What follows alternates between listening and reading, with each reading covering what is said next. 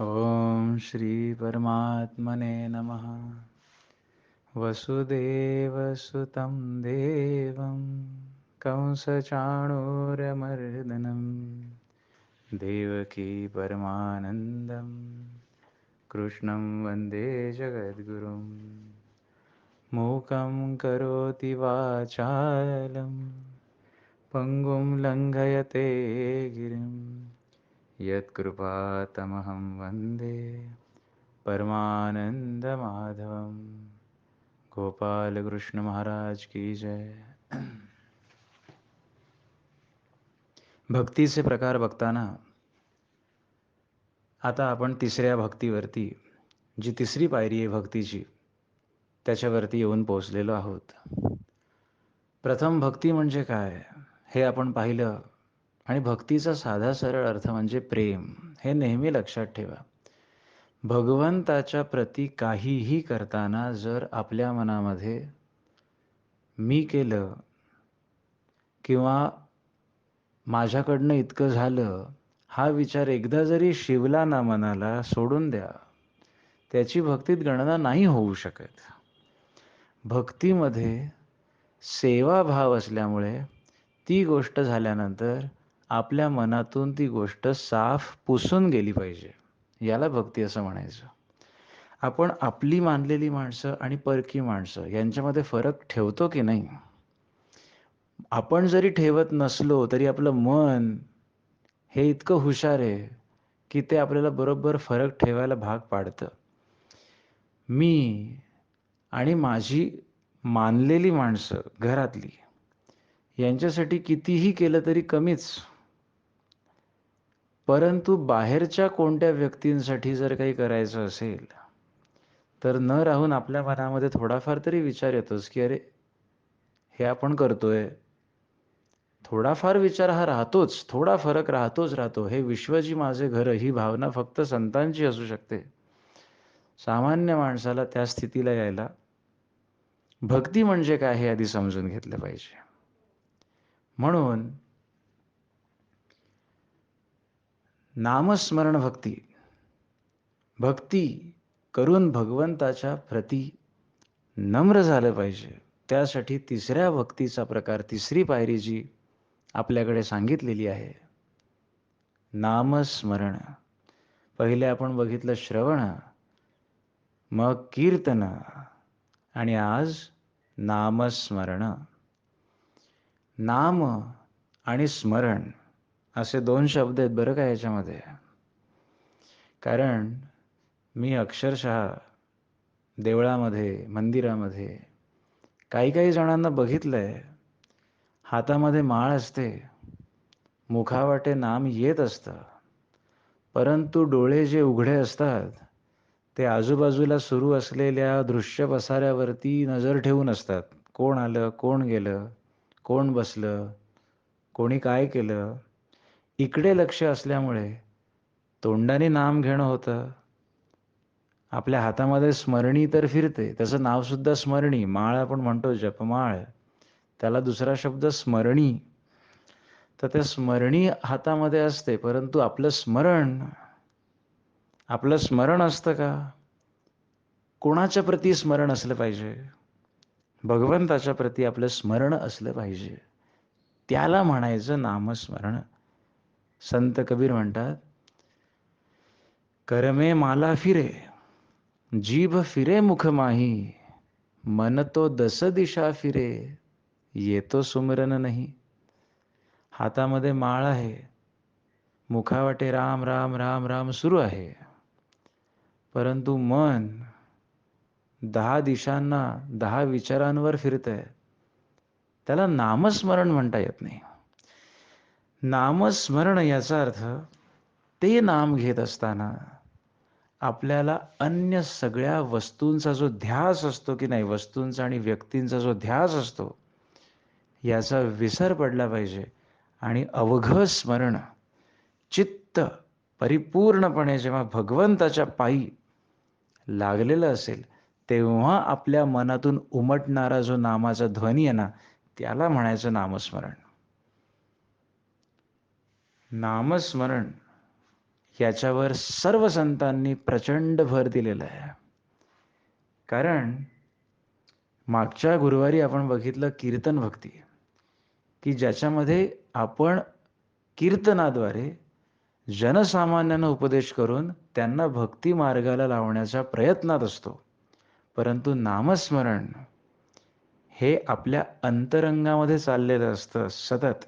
तिथे बाहेरचं कोणीही ऐकायला नाही आणि कोणी ऐकण्याची गरजही नाही. म्हणून एक सुंदर वाक्य मी वाचलंय कीर्तन भक्ती आणि नामस्मरण भक्तीवरती. एक सुंदर वाक्य आहे की कीर्तन हे कसं आहे, कीर्तन हे एका दृष्टीने ना प्रगट नामस्मरण आहे. कीर्तनकार जेव्हा कीर्तनामध्ये मोठमोठ्याने विठ्ठल विठ्ठल विठ्ठल किंवा पांडुरंग पांडुरंग म्हणून नाचून भजन करत असतो की नाही, म्हणजे कीर्तन हे एक प्रकारचं प्रगट नामस्मरण आहे. आणि नामस्मरण कसं आहे, नामस्मरण चाललेलं असेल एखाद्या व्यक्तीचं तर बाहेरच्या माणसाला कळणार पण नाही की याच्या मनामध्ये नामाचं स्मरण चालू आहे, कळणार पण नाही. म्हणून नामस्मरण कसं आहे, तर नामस्मरणामध्ये फक्त मी नाम घेणारा आणि भगवंत नाम ऐकणारा, दोनच भावना, दोनच गोष्टी, दोनच तिथे रूप असतात. आणि हे अंतरंगात चालू असतं. त्या आतल्या भगवंताच्या प्रती, त्याच्या स्मरणासाठी, त्याच्या स्मरणाने हे चालू असतं. म्हणून नामस्मरण हे एक प्रकारचं आंतरिक अंतरंगातलं कीर्तन आहे. किती सुंदर वाक्य आहे ना हे. वाक्य काय आहे, कीर्तन हे एका दृष्टीने प्रगट नामस्मरण आहे आणि नामस्मरण हे एका दृष्टीने अंतरंगातलं कीर्तन आहे. कारण अंतरंगामध्ये नाद घुमत असतो. जिथे नाद घुमतो ते एक प्रकारचं कीर्तनच झालं.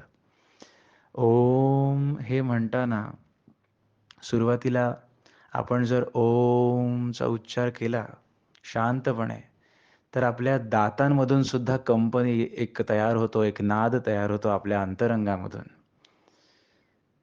तर असं मनातल्या मनात जेव्हा आपल्या सुरू असेल, त्या अंतरंगातला नाद म्हणजे एक प्रकारे कीर्तनच आहे. नामस्मरण, सर्व संतांनी नामस्मरणावरती प्रचंड भर दिलेला आहे. का बरं? का प्रचंड भर दिलाय? कारण पूर्वीची जी युग होती, त्रेतायुग म्हणा, द्वापार युग म्हणा, सत्ययुग म्हणा, याच्यामध्ये मानव जातीचं आयुष्यही कलियुगातल्या आयुष्यापेक्षा जास्त होतं. त्यावेळेला मनुष्य, मानव हा जास्त जगत असे.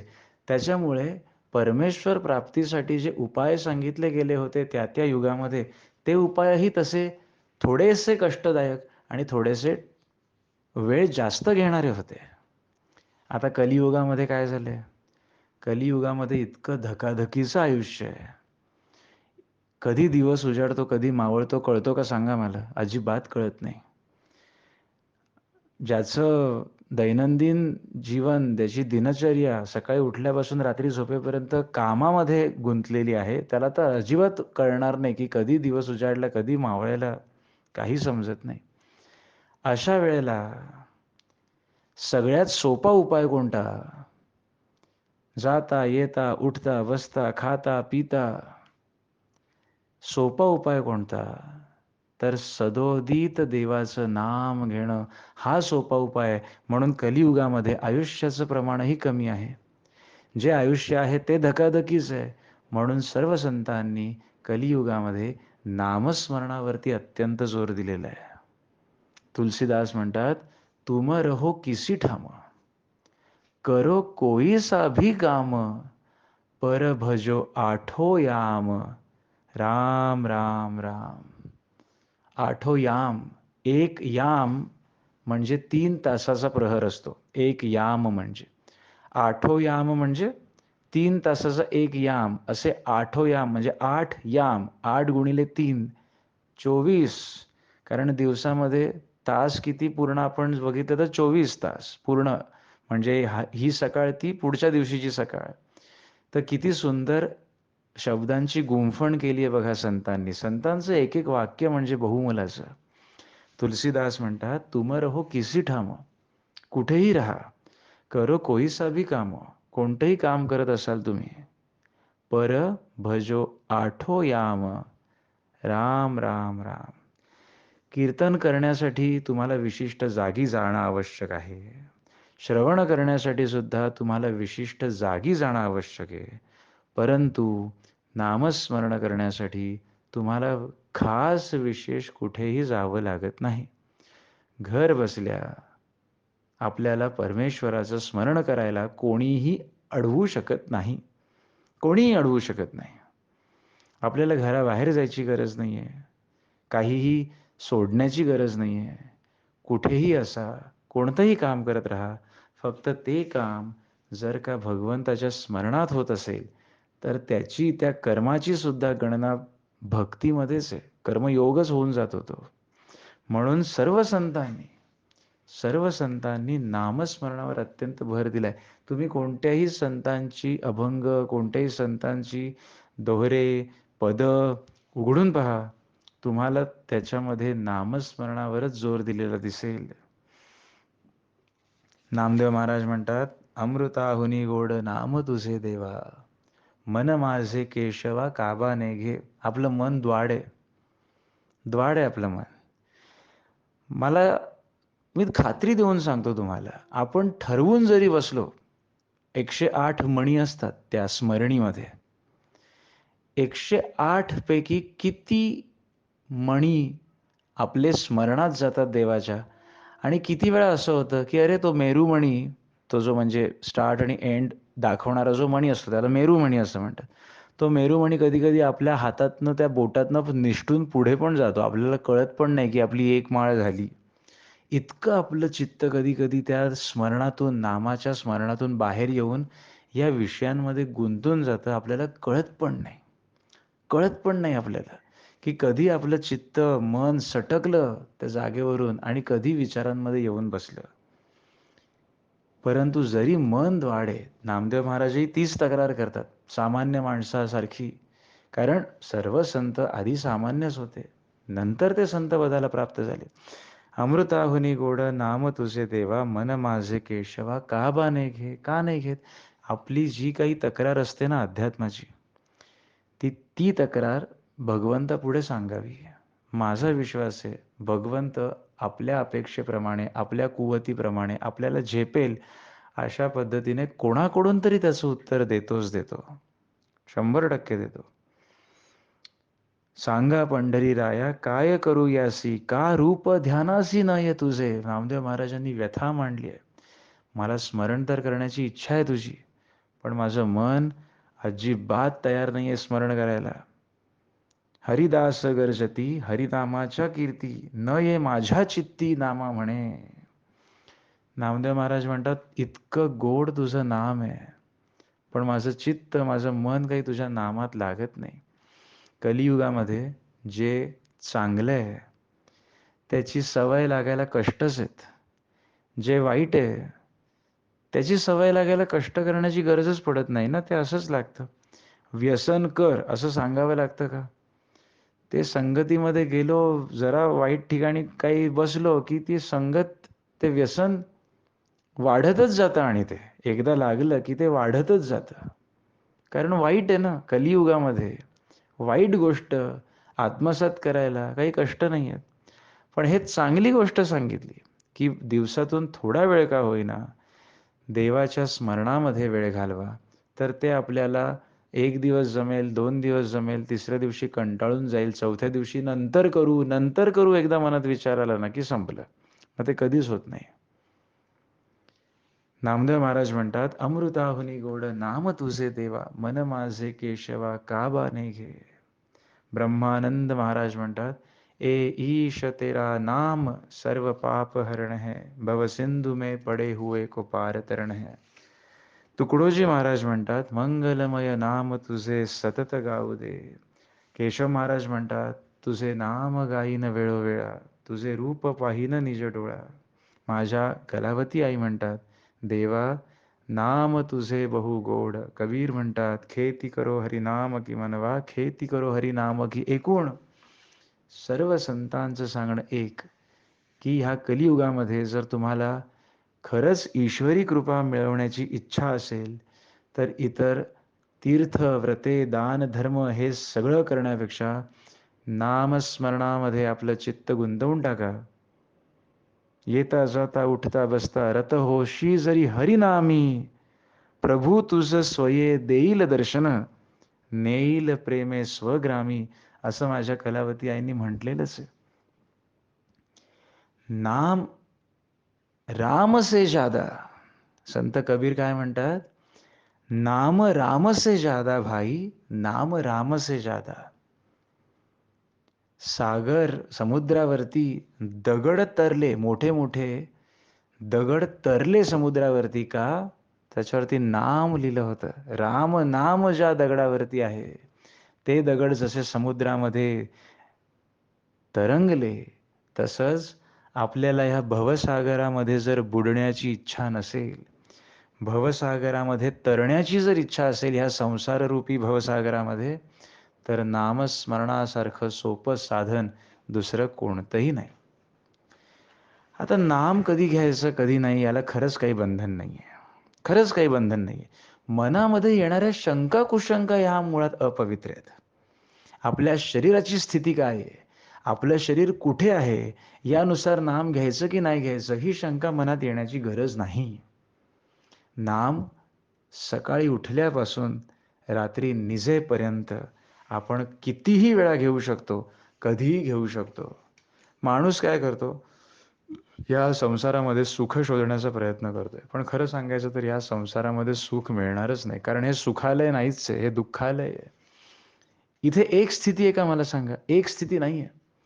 म्हणून नामस्मरण मी फक्त चांगली वेळ आली माझी निवांत झालो की करेन, आत्ता मला वेळ नाही, हे बोलणं म्हणजे आपण बुद्धीला मंदपणा देऊन ठेवलेला आहे.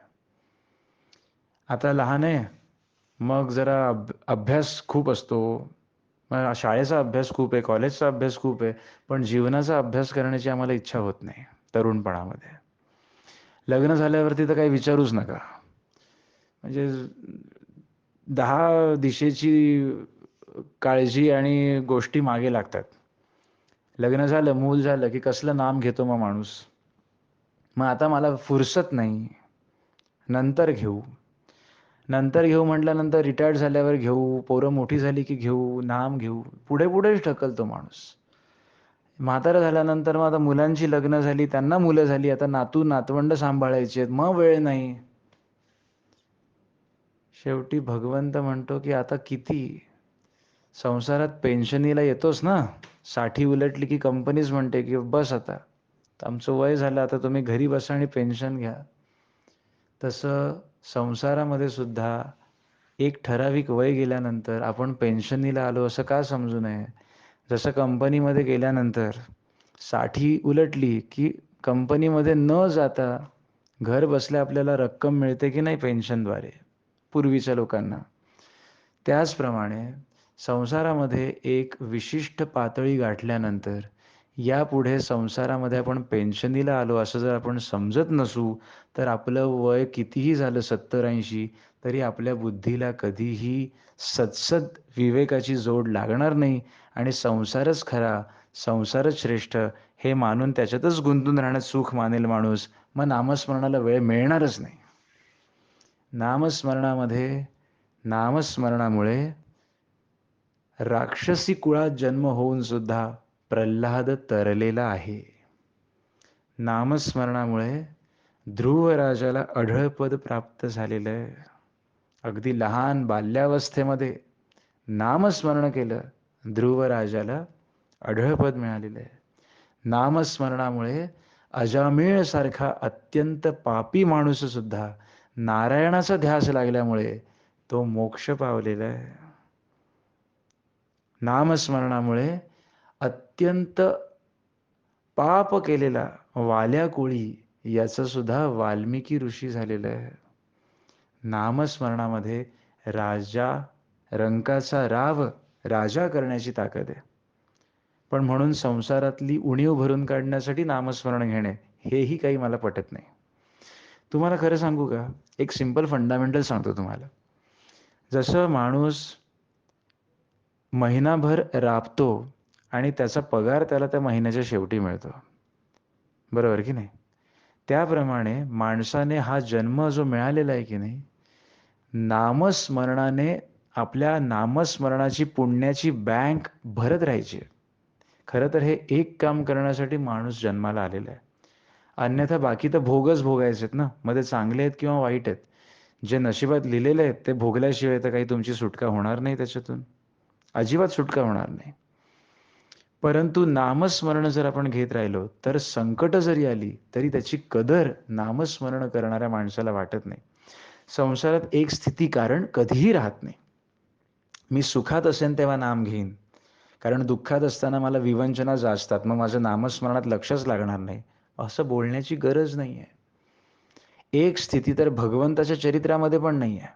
तर आपल्या सामान्य माणसांच्या संसारात सुख आले तर सुखाची स्थिती कायम कशी राहील?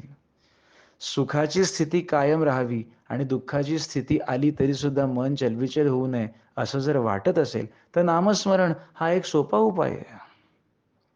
मला सांगा, श्री रामप्रभूंच्या चरित्रात तरी एकच स्थिती आहे का? एक स्थिती अशी आहे की ज्या वेळेला श्री रामचंद्र प्रभूंना राज्याभिषेक करण्याची चर्चा चालू आहे. मग दुसरी स्थिती चरित्रामध्ये अशी आहे की आई सांगते वनवासाला जावं लागेल तुला, आणि वनवासाला जाताना पित्याच्या मृत्यूची वार्ता येणं. मग अजून एक स्थिती आहे की सीतेचं हरण झालेलं आहे, त्याच्यामुळे राम व्यथित झालेला आहे. मग पुन्हा 14 वर्षानंतर आनंदाची स्थिती आहे की राम परत अयोध्येला आलेला आहे. मग प्रभूंच्या चरित्रामध्ये तरी समान स्थिती आहे का मला सांगा? कधी सुख कधी दुःख. कारण हा मृत्यूलोक आहे. मृत्यूलोकामध्ये आपण फक्त भोग भोगण्यासाठी आलेलो आहोत. जर इथे कोणाचा असा विचार असेल की आता मी सुख मिळवेन, आता मी असं करेन, आता मी तसं करेन, तर तो आपला एक गोड गैरसमज आहे. मनुष्य या जन्मामध्ये फक्त भोग भोगण्यासाठी आलेला आहे. मग आपली पूर्वकर्म चांगली झालेली असतील तर चांगलं भोग सुखाचे दिवस बघू. पूर्वकर्मामध्ये कुठेतरी आपल्या खोट असेल, प्रॉब्लेम असेल, तर आपल्याला दुःखाचे दिवस आल्याशिवायही राहणार नाहीत. परंतु सुखाचे दिवस असोत किंवा दुःखाचे दिवस असोत, नामस्मरण करणं खरं तर या एवढ्या एकाच कारणासाठी आपला जन्म आहे. आपला प्रत्येक श्वास नामाशिवाय चाललाय ना, याच्यासारखं दुःखाचं दुसरं कारण नाही. प्रत्येक श्वासाची किंमत आपल्याला मोजता येत नाही. त्या प्रत्येक श्वासाबरोबर नाम घेणं झालं पाहिजे. संतांनी हेच सांगितलंय. समर्थांनी सुद्धा त्यांच्या दासबोधामध्ये हेच तर सांगितलंय. संपत्ती अथवा विपत्ती जैसी पडेल काळगती, नामस्मरणाची स्थिती सांडूच नये. वैभव सामर्थ्य आणि सत्ता नाना पदार्थ चालता, उत्कट भाग्यश्री भोगिता, नामस्मरण सांडू नये. श्रीमंती जरी आली, अत्यंत सुखाचे दिवस जरी आले, कधी वेळ पालटेल ना याचा नेम नसतो. काय होईल भरोसा आहे का मला सांगा? भरोसा आहे? एकदा एकनाथ महाराजांचं प्रवचन चाललं होतं आणि त्यावेळेला एक माणूस त्यांचं प्रवचन ऐकत होता. एकनाथ महाराज सांगत होते की दुःख या जीवनामध्ये सतत माणसाला जाचत असतं. सुख येईल असं माणसाला वाटतं, सुख मिळेल या नश्वर संसारातून, परंतु दुःख काही माणसाची पाठ सोडत नाही. हे एकनाथ महाराजांचं प्रवचन ऐकल्यानंतर एक श्रीमंत उद्योगी माणूस हा एकनाथ महाराजांकडे आला आणि म्हणाला, महाराज तुम्ही सांगितलं दुःख माणसाची पाठ सोडत नाही, सुख काही माणसाला मिळत नाही, पण मला काही हे पटत नाही बघा. कारण माझं आहे ना एकदम सुखात चाललेलं आहे, भरपूर पैसा आहे, उत्तम आरोग्य आहे, बायको मुलं सगळी अनुकूल आहेत, मोठं घर आहे राहायला, कशाची कमी नाही आहे मला. त्याच्यामुळे तुम्ही हे जे म्हणता की दुःख माणसाचं पाठ सोडत नाही आणि सुख काही माणसाला मिळत नाही, हे काही मला पटत नाही. एकनाथ महाराज एकनाथ महाराज अंतर्ज्ञानी साधू संत सत्पुरुष ते. एकनाथ महाराजांनी शांतपणे त्या माणसाचं बोलणं ऐकून घेतलं आणि एकनाथ महाराज म्हणाले, अरे वा उत्तम की, मला पहिल्यांदा असा माणूस भेटला जो असं म्हणतो की मला दुःखच नाहीये, सगळी सुखं माझ्या पायाशी लोळतायत. मी हवं तेव्हा त्यांचा उपभोग घेऊ शकतो. तर तुमचं उत्तम चाललेलं आहे. पण एकनाथ महाराज पुढे म्हणाले, "मी तुम्हाला एक सांगू का? भगवंताचं सतत नाम घेतल्यामुळे मला आहे ना, लोकांचं भविष्य कळतं. तर तुम्हाला तुमचं भविष्य ऐकायला आवडेल का?" आता मला सांगा, आज जग कितीही पुढे गेलेलं असलं, तरी जेव्हा आपल्याला कळतं की आजूबाजूचा एखादा हात बघून भविष्य सांगतो किंवा पत्रिका बघून भविष्य सांगतो, तर नकळत आपल्या मनामध्ये प्रश्न येतो आणि नकळत आपण त्याला विचारल्याशिवाय राहत नाही. एखादा हस्तविद्या पारंगत असेल, तर त्याच्यापुढे सहज आपला हात जातो. "बघ रे बाबा जरा, काय किती करोड रुपये लिहिलेत माझ्या नशिबात का नाही जरा सांग पाहू." सहज आपला हात पुढे जातो. त्या माणसालाही कुतूहलता वाटली. "अरे वाह! महाराज भविष्य जाणतात. मग बघूच या, अजून किती भविष्यामध्ये आपल्याला भोग भोगायचे आहेत आणि किती अजून पैसा मिळवायचा आहे, अजून किती मोठं व्हायचं आहे." त्याने विचारलं एकनाथ महाराजांना, "सांगा महाराज, की अजून काय लिहिलंय माझं पुढे आयुष्यात?" एकनाथ महाराज म्हणाले, की "मला असं दिसतंय, स्पष्ट दिसतंय मला असं, की तुम्हाला दुःखाचे काही चटके लागणार नाहीयेत पुढे, परंतु आजपासून 7व्या दिवशी दुपारी तुमचा मृत्यू होणार आहे. त्याच्यामुळे आता हे 6 दिवस आहे तो पैसा सगळा वापरा. जग फिरा आणि सगळ्या गोष्टींचा आनंद घ्या." जसं त्या माणसाच्या कानावरती पडलं, की 7 दिवसांनी आपला मृत्यू आहे. श्रवण भक्तीचं मी वर्णन करताना सुद्धा आपल्याला परीक्षित राजाचं उदाहरण दिलं. लोकं हो, जोपर्यंत आपण गाफील होत ना, बेसावध होत आपण, आपल्याला मृत्यूचं भय वाटत नाही. आपल्याला मृत्यूचं अनुसंधानच ठेवावंसं वाटत नाही. वाटतं का मला सांगा? आपण मोठ्या हौसेने दुसऱ्या दिवशीचा अलार्म लावतो की नाही, गजर लावतो की नाही? कारण आपल्याला विश्वासच असतो, की दुसऱ्या दिवशी हा गजर बंद करण्यासाठी मी उठणारच आहे. आणि तो विश्वास असावा की माणसाने आशावादी असावं. मोठी-मोठी पुढची स्वप्न बघायला काही हरकत नाहीये. परंतु प्रॅक्टिकल विचार जर केला ना माणसाने, तर खरं तर संतांनी सांगितल्याप्रमाणे आपण रोज सकाळी उठल्यानंतर आणि रात्री झोपताना मृत्यूचं अनुसंधान ठेवणं अत्यंत आवश्यक आहे. काळ कधी झडप घालेल आपल्यावरती नेम नाहीये ह्याचा. आहे का मला सांगा? मी तुम्हाला हे अनेकदा या ऑडिओमध्ये सांगितलंय. पुढचा गुरुवार येईल आणि माझा ऑडिओ येईल याची गॅरंटी आहे का? मी असं म्हणेन, की माझं वय 35 आहे. अजून 35 वर्ष तरी मी नक्की काढेन. हे असं जर मी म्हणत असेन, तर माझ्यासारखा मूर्ख दुसरा कोणी नाही. माणसाने आशावादी असावं, त्याला काही गैर नाही. मला चांगलं आयुष्य जगायचंय, जास्त वर्ष जगायला मिळालं तर जास्त चांगलं जगता येईल, हा आशावाद काही वाईट नाहीये. पण काळाची चक्र जर फिरली आणि आपण जी प्लॅनिंग केली आहे, तशी जर न होईनाशी झाली, तर आपल्या दुःखाला काही सीमा उरत नाही, हे लक्षात घ्या. कधी-कधी ते दुःख आपल्याला पचवताही येत नाही. म्हणून मनुष्याने थोडंसं अपेक्षावादी बनून राहण्यापेक्षा प्रॅक्टिकल थिंकिंगने जगणं जास्त आवश्यक आहे, की काळाचा काहीही भरवसा नाही. कधीही काहीही होऊ शकतं. काहीही होऊ शकतं. धडधाकट चाललेला माणूस एकदम चक्कर येऊन पडतो. काहीही होऊ शकतं. आणि तुमच्या आजूबाजूला कदाचित असे प्रसंग घडलेही असतील. "अरे, काल तर बोललो मी त्याच्याशी, काल तर माझ्याशी चांगला बोलत होता आणि आज गेला." अशा गोष्टी होतात की नाही सांगा मला? काहीही होऊ शकतं म्हणून सावध राहा आणि सावध तुम्हाला नामस्मरणच ठेवू शकतं. भगवंताचं अनुसंधान जिथे आहे ना, तिथे निष्फळ आशावाद कधीही राहत नाही.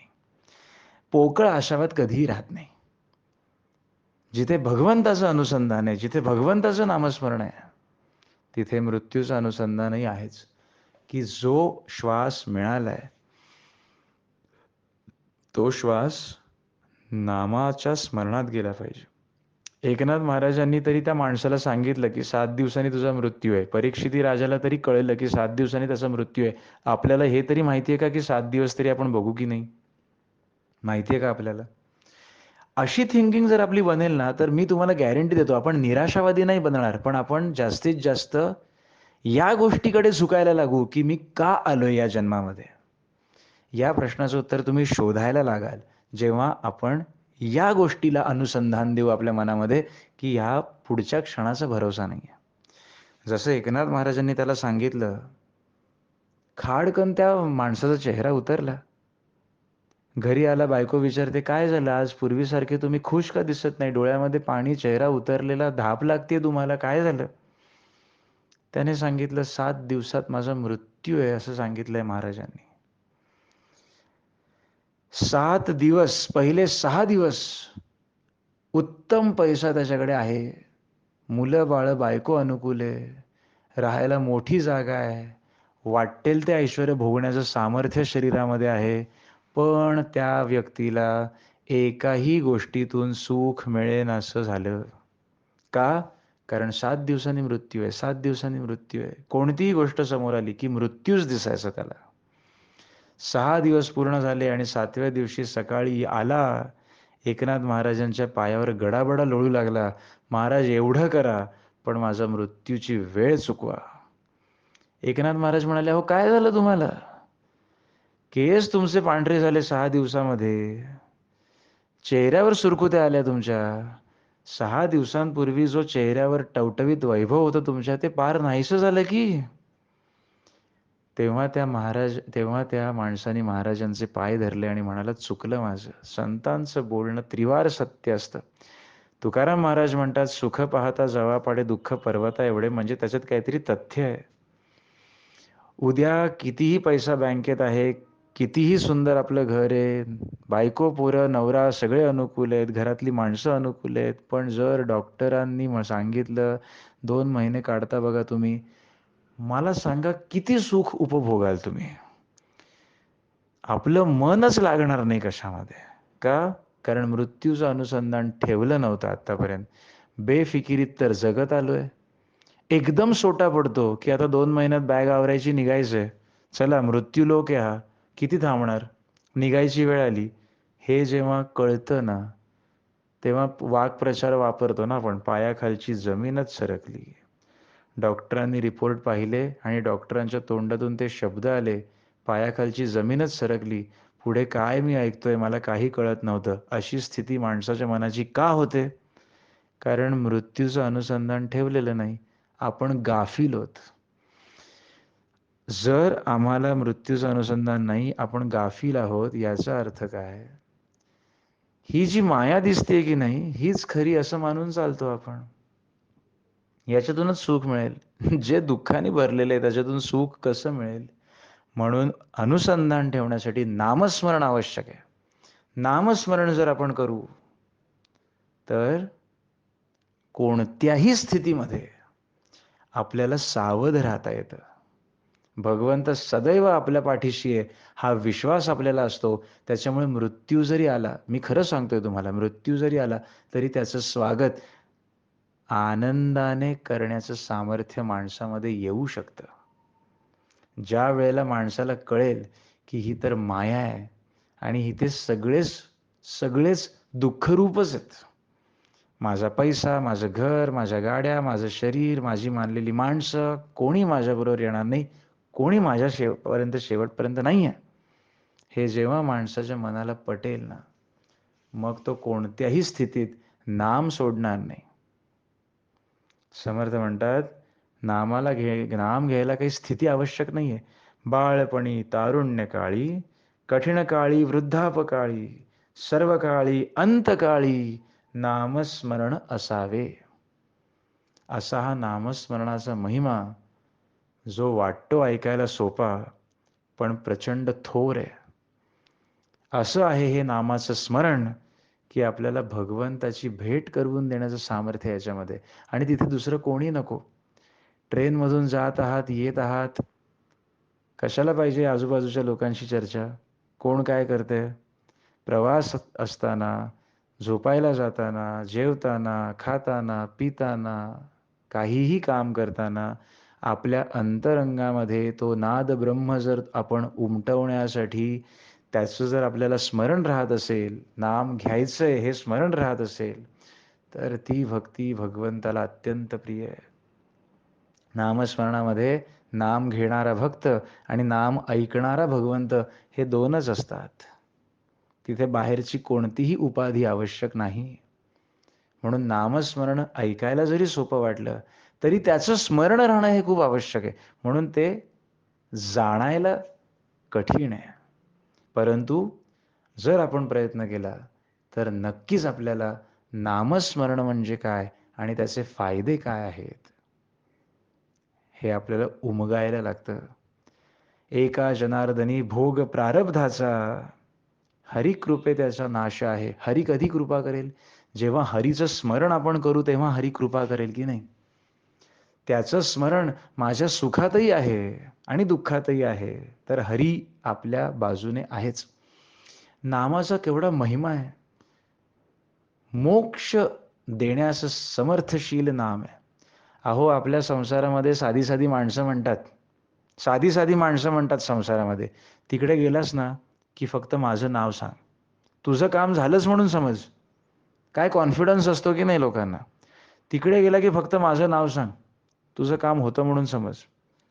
मग जर सामान्य माणसाच्या नामानी आपण एखाद्या कामाच्या पूर्ततेची अपेक्षा ठेवतो, तर हा जन्म ज्याने दिला आणि सगळी काही ऐश्वर्य तो देत आहे, अशा भगवंताच्या नामानी आपलं कुठे अडेल का मला सांगा? आपलं कुठेच अडणार नाही या जगात. सगळीच कामं होतील.